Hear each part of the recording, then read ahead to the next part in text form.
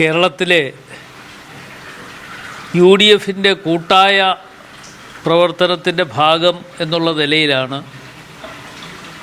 UDF 102 സീറ്റുകളുമായി വിജയം കൈവരിച്ച് മുമ്പോട്ട് വന്നു. ഇന്ന് ഓൾ ഇന്ത്യ കോൺഗ്രസ് കമ്മിറ്റി ഒരു തീരുമാനം പ്രഖ്യാപിക്കുകയുണ്ടായി. ഓൾ ഇന്ത്യ കോൺഗ്രസ് കമ്മിറ്റി പ്രഖ്യാപിച്ച തീരുമാനമനുസരിച്ച് ശ്രീ VD സതീശൻ കേരളത്തിൻ്റെ മുഖ്യമന്ത്രിയാകണം, അല്ലെങ്കിൽ ഈ മുന്നണിയുടെ നേതാവായി തിരഞ്ഞെടുക്കപ്പെടുകയാണ് ചെയ്തിട്ടുള്ളത്. തീർച്ചയായും അദ്ദേഹത്തെ പൂർണ്ണമായി സ്വാഗതം ചെയ്യുകയാണ്.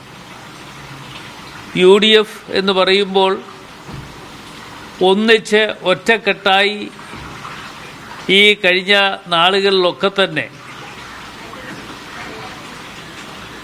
പണിയെടുക്കുവാൻ കഴിഞ്ഞു എന്നുള്ളതിൻ്റെ ഏറ്റവും പരമപ്രധാനമായ തെളിവാണ് നമ്മൾക്ക് ഓരോരുത്തർക്കും കാണാൻ കഴിഞ്ഞിട്ടുള്ളത്. അപ്പോൾ തീർച്ചയായിട്ടും ഇന്ന് UDFിന് നേതൃത്വം കൊടുത്ത ശ്രീ VD സതീശൻ കേരളത്തിൻ്റെ മുഖ്യമന്ത്രിയാകാൻ വേണ്ടിയുള്ള തീരുമാനം ഓൾ ഇന്ത്യ കോൺഗ്രസ് കമ്മിറ്റി എടുത്തതിൽ അതിയായ സന്തോഷം ഞങ്ങളെയൊക്കെ സംബന്ധിച്ചിടത്തോളമുണ്ട്. അദ്ദേഹത്തോടൊപ്പം നിന്നുകൊണ്ട് പ്രവർത്തിക്കുവാൻ UDFിൻ്റെ എല്ലാ പ്രവർത്തകരും ഒന്നിച്ച് ഒറ്റക്കെട്ടായി പ്രവർത്തിക്കാനുള്ള അവസരം ഉണ്ടായിട്ടുണ്ട്. ഈ കഴിഞ്ഞ ദിവസങ്ങളിലൊക്കെ നടന്നിട്ടുള്ള ചില പ്രകടനങ്ങളും മറ്റു കാര്യങ്ങളുമൊക്കെ പലയിടങ്ങളിലും കാണുവാൻ ഇടയായി. അതൊക്കെ തന്നെ പാർട്ടിയുടെ മുമ്പോട്ടുള്ള യാത്രയ്ക്ക് വിഘാതം ഉണ്ടാക്കും എന്ന് ഞാൻ തന്നെ സൂചിപ്പിച്ചിട്ടുള്ളതാണ്. UDFിനെ സംബന്ധിച്ചിടത്തോളം ഒന്നിച്ചൊറ്റക്കെട്ടായി മുമ്പോട്ട് പോവുക എന്നുള്ളതാണ് ഞങ്ങളുടെ മുഖ്യമായ ലക്ഷ്യം. ആ ലക്ഷ്യപ്രാപ്തിയിലേക്ക് എത്തിച്ച UDFിൻ്റെ പ്രവർത്തകരോടുള്ള നന്ദിയും കടപ്പാടും ഈ അവസരത്തിൽ പ്രത്യേകമായി അറിയിക്കുവാൻ കൂടി ഈ സമയം വിനിയോഗിക്കുകയാണ്.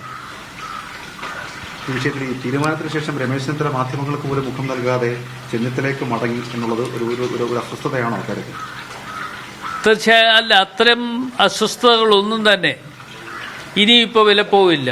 ഓൾ ഇന്ത്യ കോൺഗ്രസ് കമ്മിറ്റി എടുക്കുന്ന ഏത് തീരുമാനവും അത് പൂർണ്ണമായി സ്വീകരിക്കും എന്ന് നേരത്തെ തന്നെ പറഞ്ഞിട്ടുള്ളതാണ്. അത് സ്വീകരിക്കും എന്ന് പറയുമ്പോൾ അതിൻ്റെ അടിസ്ഥാനത്തിൽ തന്നെയാണ് ഇനിയിപ്പോൾ മുമ്പോട്ട് പോകാൻ കഴിയുന്നത്. അപ്പോൾ ആരുടെയെങ്കിലും ഒരാളിൻ്റെ എതിർപ്പ് കൊണ്ട് മന്ത്രിസഭ ഉണ്ടാക്കുന്നതിനോ അതല്ല എങ്കിൽ ഏതെങ്കിലും തരത്തിലുള്ള മറ്റ് ബുദ്ധിമുട്ടുകൾ UDFിനെ സംബന്ധിച്ചിടത്തോളം ഉണ്ടാകും എന്ന് ഞാൻ പ്രതീക്ഷിക്കുന്നില്ല. ഇത്തരം പ്രതിഷേധങ്ങളൊക്കെ എന്തെങ്കിലും സമ്മർദ്ദതന്ത്രമായിട്ട് കരുതുന്നുണ്ടോ? ഇതൊക്കെ സ്വാഭാവികമായി ഉണ്ടാകുന്ന ചില പ്രതിഷേധങ്ങൾ എന്ന് മാത്രമേ കാണാൻ പറ്റുകയുള്ളൂ. ആ സ്വാഭാവികമായി ഉണ്ടാകുന്ന പ്രതിഷേധങ്ങളൊക്കെ തന്നെ വരും ദിവസങ്ങൾ ഇതെല്ലാം കെട്ടടങ്ങും എന്ന കാര്യവും പറയാൻ ആഗ്രഹിക്കുകയാണ്. ജനവികാരത്തിന് ഹൈക്കമാൻഡ് വഴങ്ങിയതാണോ? ഈ രമേശ് ചെന്നിത്തല വിഭാഗത്തിന്റെ മാത്രമല്ല KC ക്യാമ്പിൽ നിന്നും വലിയ അസ്വസ്ഥതകൾ പുകയുന്നു. ഈ ഓരോ ഇടങ്ങളിലും ഇതിനോടനുബന്ധിച്ചിട്ടുള്ള പ്രതിഷേധങ്ങൾ ഉയർന്നു വരികയും ചെയ്യുന്നുണ്ട്. ഇത് ഈ തുടർന്നുള്ള സർക്കാരിന്റെ പ്രവർത്തനത്തിനടക്കം വലിയൊരു വെല്ലുവിളിയാകുകയും അല്ല. അത്തരം കാര്യങ്ങളൊന്നും തന്നെ എൻ്റെ ശ്രദ്ധയിൽപ്പെട്ടിട്ടില്ല. അത് UDFിൻ്റെ ശ്രദ്ധയിൽ വരുന്ന അവസരങ്ങളിൽ അത്തരം കാര്യങ്ങൾക്ക് പരിഹാരമുണ്ടാക്കുവാൻ വേണ്ട നടപടികൾ സ്വീകരിക്കുന്നതാണ്. ചെന്നിത്തലയുമായി നേതൃത്വം സംസാരിക്കുമോ? അതിന് അവസരം കിട്ടും എങ്കിൽ തീർച്ചയായിട്ടും അദ്ദേഹവുമായി സംസാരിക്കും. അത് ഇതുവരെയും അത്തരത്തിൽ ഒരു സംസാരത്തിനുള്ള വഴി ഒരുക്കിയിട്ടില്ല.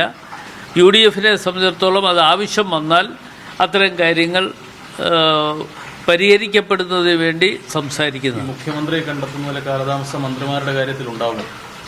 മുഖ്യമന്ത്രിയെ കണ്ടെത്തുന്നതിന് നിങ്ങൾ ഉദ്ദേശിക്കുന്ന തരത്തിലുള്ള കാലതാമസം ഉണ്ടായിട്ടില്ല. കോൺഗ്രസ് പ്രസ്ഥാനത്തെ സംബന്ധിച്ചിടത്തോളം കോൺഗ്രസ്സാണ് UDF നേതൃത്വം കൊടുക്കുന്നത്. അപ്പോൾ UDF നേതൃത്വം കൊടുക്കുന്ന ഒരു പ്രസ്ഥാനം എന്നുള്ള നിലയിൽ കോൺഗ്രസ്സിന് ചില കീഴ്വഴക്കങ്ങളുണ്ട്.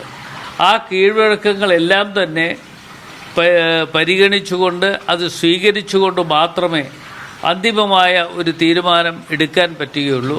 ആ അന്തിമമായ തീരുമാനം എടുത്തതിൻ്റെ അടിസ്ഥാനത്തിലാണ് ഇന്നിപ്പോൾ പ്രഖ്യാപനം ഉണ്ടായിട്ടുള്ളത്. അത് വലിയ കാലതാമസം ഉണ്ടായി എന്ന് മീഡിയാസ് വെച്ച് ആഘോഷിക്കുമ്പോൾ ദയവ് ചെയ്ത് ഇനിയെങ്കിലും അതൊന്ന് നിർത്തണം എന്ന് നിങ്ങളോട് എല്ലാവരോടും ഒരു അപേക്ഷ കൂടി ഞാൻ ഈ അവസരത്തിൽ വെക്കുകയാണ്. കീഴ്വഴക്കങ്ങളെല്ലാം പാലിച്ചുകൊണ്ട് തന്നെയാണോ മുഖ്യമന്ത്രിയെ തിരഞ്ഞെടുത്തിരിക്കുന്നത്?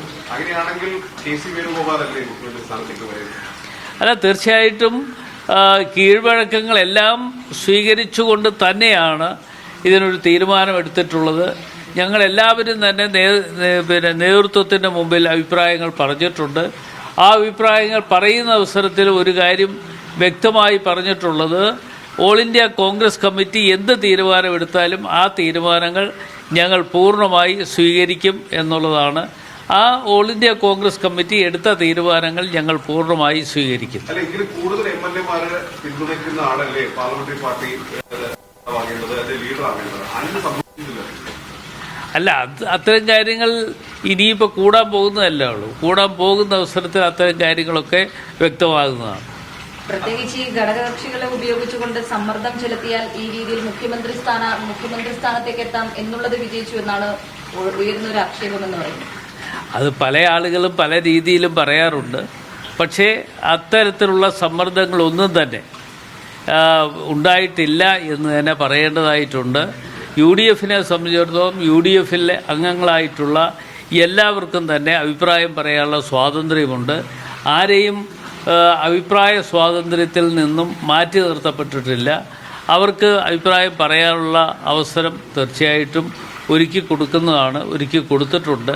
അവരുടെ അഭിപ്രായങ്ങളുമെല്ലാം ഞങ്ങൾ കേൾക്കും.